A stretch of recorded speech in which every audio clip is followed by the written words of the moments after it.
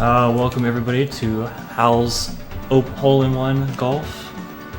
I'm going to go ahead and get us into the game here. So we're doing stroke play professional.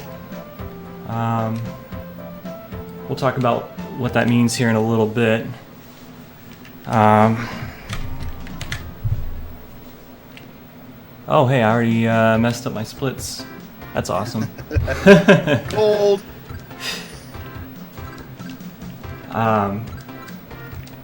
So starting off with why I'm running some golf game. For a while I used to run NES Open Golf. Oh, this is a great start. I still plan on maybe getting back in that at some point here.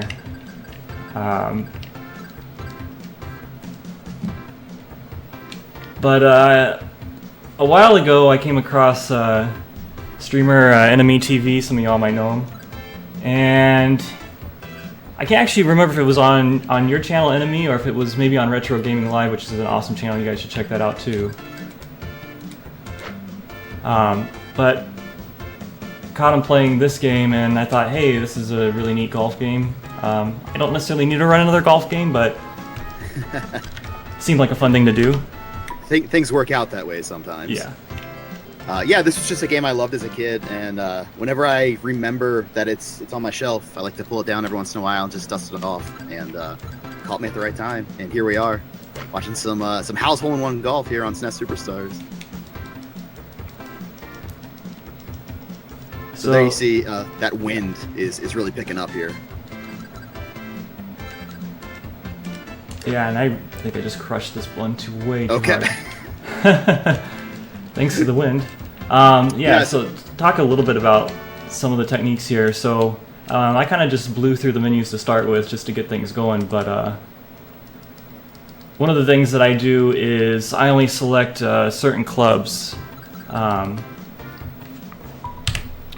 And basically there I'm trying to reduce the amount of clubs that I want to use, so that way when I'm menuing I don't have to flip through a whole bunch of clubs. And for this run what I select are the one wood or driver, whatever you want to call it, and then all of the irons, because if you end up in the rough you're not using a driver to hit out of it in this game, which is one departure. We need to talk about the shot you just made though, because you got up and over on the drive over the big lake on 3. Huge. You have such a low margin for error there. You made it. Awesome shot. Yeah, we spoke a little too soon there though. Oh, no! That was the receipt. Yeah. But yeah, so I choose the driver, all the irons, because that gives me the best chance of getting through the rough. Wow, some of these greens are tough, so I'll talk about that in just a second here. Yeah, this is a tricky green to read. A lot of the greens you'll see are like mostly flat except for like the edges of them, but a couple of these greens, like you see here on hole 3, slopes all over the place, and depending on the pin position, it can be real nasty. So we got awful wind again. You want to talk a little bit about the wind, like? Oh yeah, sure. So it's because Eddie's playing on pro mode. The wind is all over the place. Not only does it change direction from one shot to the next on the same hole, but the speed of it can get really out of control. I mean, once it gets up, even to like 6 miles an hour, it can be hard to tell where the ball's going to go if you're hitting a club with a high trajectory. So you got to be a little bit careful with that. Eddie getting the par right, or I'm sorry, was that a birdie? That was a birdie there.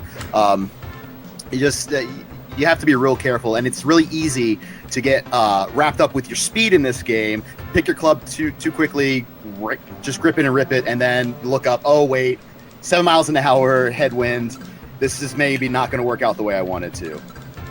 As we see, Eddie now is going to be working out of a bunker here, switching to his pitching wedge. The game likes to select a club for you, which can be beneficial at times if you're on the fairway. Excuse me. If you're coming out of the bunkers like that, you have to switch to like the 9 iron's probably the best you're going to make out of there.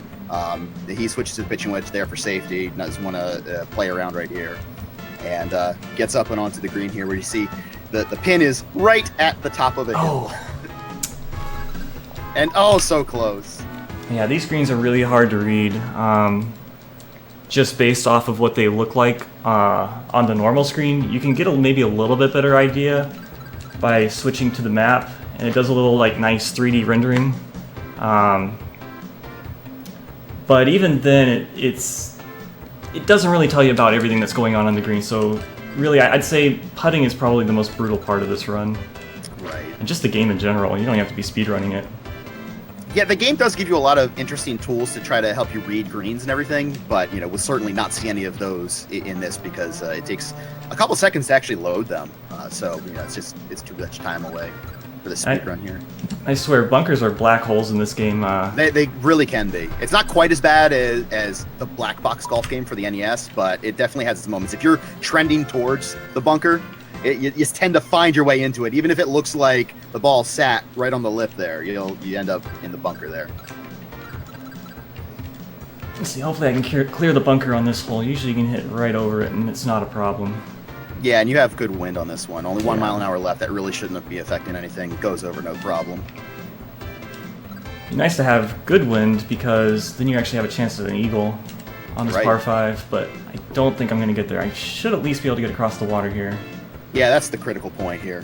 You just want to you don't want to take those strokes, which isn't so bad here in the speedrun of the golf game, but you still have to wait for the water hazard alert to pop up. I was hoping that one might set it actually right go in. there though, almost, and you're going for the birdie here, so heck of a golf shot. And oh man, I love the little cut scenes into the hole in this game. It's super impressive for Super Nintendo, and it just looks really cool. I've always enjoyed it. So there we go. There we start to see that 6 mile an hour wind, and he pulls it. He positions it to the right, and he's got that real narrow green there, and gets over. Yeah, the wind saved my butt that time. Those bunkers, those bunkers in particular, are black holes. But Eddie clutches it out right there. He's going to be on the green here. Oh, I don't like the slope though. No, that slope is pretty nasty looking at that front face there. And oh, indeed, the ball comes rolling back down. But he's got the birdie opportunity here. So we'll see how this goes. Oh, a little off. Oh, it's just close. Now, as long as you can set that ball right where Eddie did, then your follow-up putt there drains it in. You don't want to overshoot it too terribly far, or have it, catch the slope of the hill too much, send it back down, and then you're just playing. Garbage wind here. Oh yeah, nine crosswind is pretty nasty. Fortunately, at least the pin is set to the right part of the green, and this. Maybe. It's kind of in the right direction. Are you kidding me? Oh, right over the hole. I thought I might have had it there. It looked like a great shot. When bad wind goes good. He gets the birdie all the same. So even on the front half here, the front 9. Yeah, not too bad. It's pretty hard to shoot under par in this game. Especially when you're going for speed. Because it's really easy to just absorb a stroke and get right back into it. There's not a great penalty for missing a stroke in most cases. But you're getting a little close towards the little meandering stream over there, but stay on the fairway here. And let's see. Hopefully, I don't completely sky past the green. That's and the real end trick. Up in the bunker. But as you were telling me right before we went live, something I never knew about in this game. There's actually backspin and forespin that you can put on the ball if you hold up or down on the game. They don't explain that anywhere. There's no indicator, but I know Eddie likes to use that a lot. And just a little bit too much power for that hole right there. Yeah, it's really hard to tell when you're on the fringe how much you need to put on it. It can be, for sure. But save par. Oh, I don't like this wind at all. Yeah, this wind's pretty nasty. It doesn't look like it's blowing too crazy out of the way, but again, the fairway is so narrow here that any little miscalculation is going to be real being on rough. the rough would have been awful. Fortunately, and just saves that fairway. Wind's not so bad for this next shot because it pretty much keeps me out of the water. Right. Maybe I spoke too soon. It pretty much. There we go. It's gonna. All right. Just barely saved it.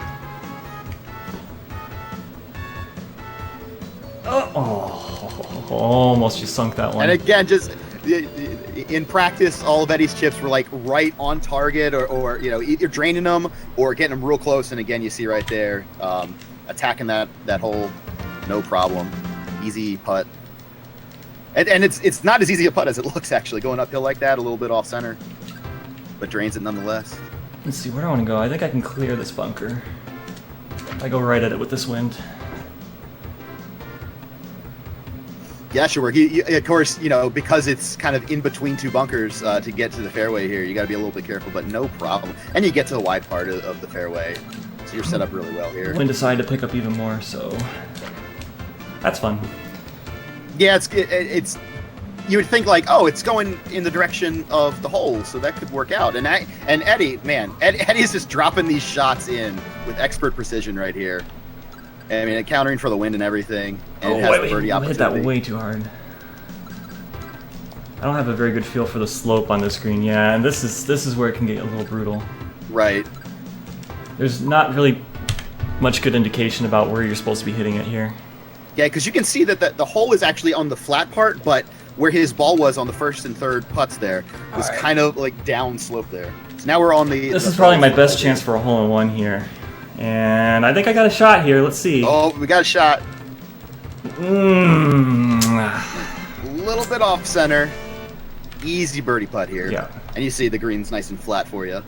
Yeah, I think I saw someone in chat say, hey, this is hole-in-one golf, but no holes-in-ones. Well, that shows you, like, I basically hit a perfect shot, and Well, yeah, no luck. It's HAL's hole-in-one golf. And this is Yeah, that's true. So, you know, If you should see HAL play this game. He's Yeah, on point. if you play the versus HALs mode in this game, you see just how brutal HAL can be.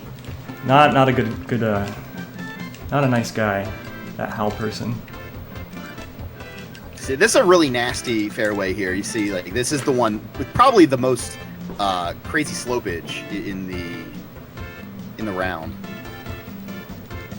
But it doesn't tend to matter too terribly much for getting in. It's just, you know, you could hit a wrong angle with the wind being what it is. You could find yourself a little bit... What the heck? How did that go over the... Oh, it's such a flat green, too.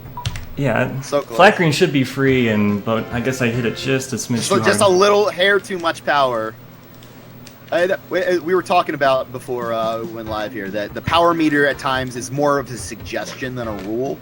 So you gotta kind of have a sense for it given the situation. All the yardage that you get on the clubs. in this I might be game OB here. Wow. Uh-oh, it's so close. It's so close. Oh. See, I was counting on that. The ball right there. I was counting on that 2 miles per hour to save me a little bit there, but Yeah. no. It didn't quite cut it. See if I can lay up a little bit more this time. No.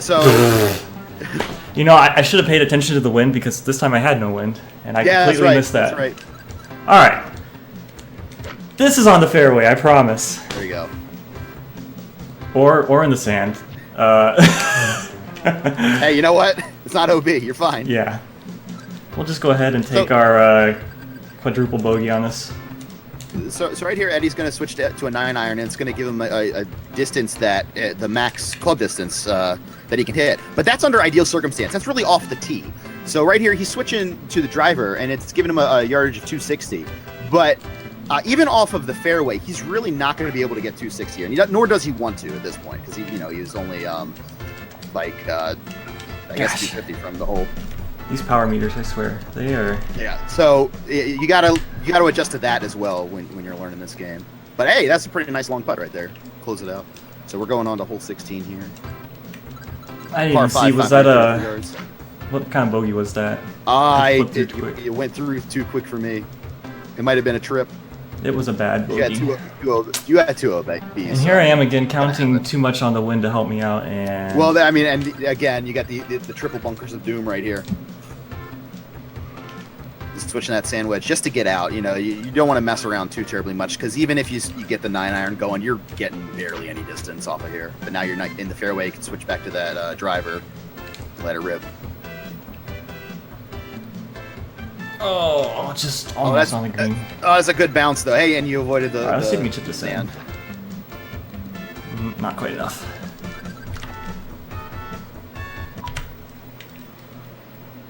Drain the putt though.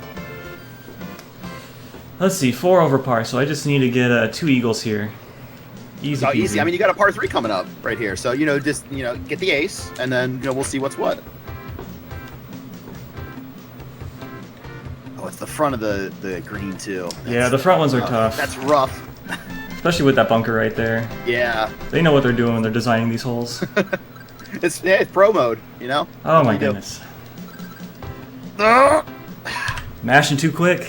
That's basically how I do my putts, by the way. I kind of mash at a speed where I like think that it's going to be just about enough. I don't know. It's hard to explain, but right. You just get a certain rhythm and try to adjust just right. So I'm trying to make it over this river, and I think I've got the wind to do it. Yep. Yeah, that crosswind is maybe not the ideal situation, but it is a little bit in your favor, and no problem getting over. Easy clear.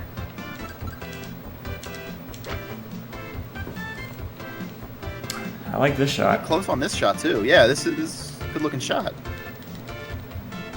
Oh gosh. Oh, the Let's see. hole is in a nasty position. You see, it's like on the downslope of this hill here. Nope. Nope. Hey, A for effort though. I mean, like that's a bold putt right there. You paid for it a little bit, but you went for it. No, and then, of course. Now going back uphill. Yeah. House hole in one golf in a nutshell right here. Actually, switch me to my sandwich here. Well, hope you guys like the extended edition of Hole 18. There's your house hole in one golf right there. Now it's just croquet. Yeah.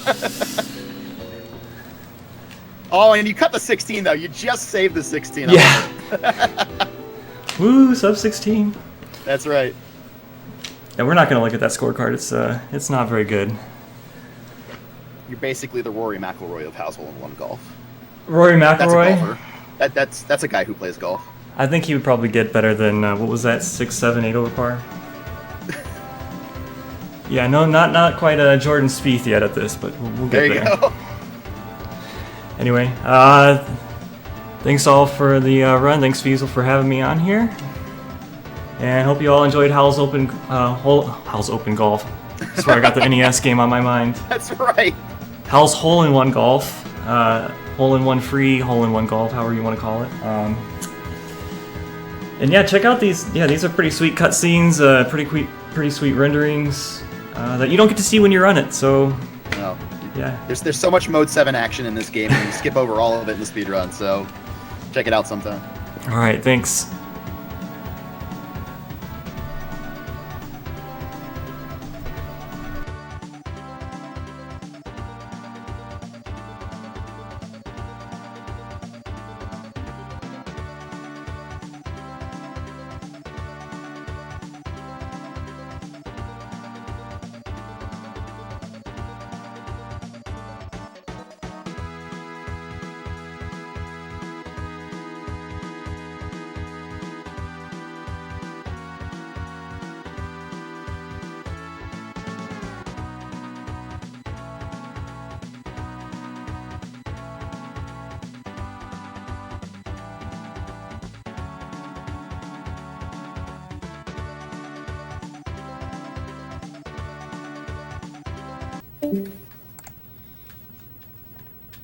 All right. All right. Nervous. A little bit. It can't be as my run last year for a scribathon. Yeah. Can't be that bad. Yeah. Well, at least you don't have Mr. Kanye.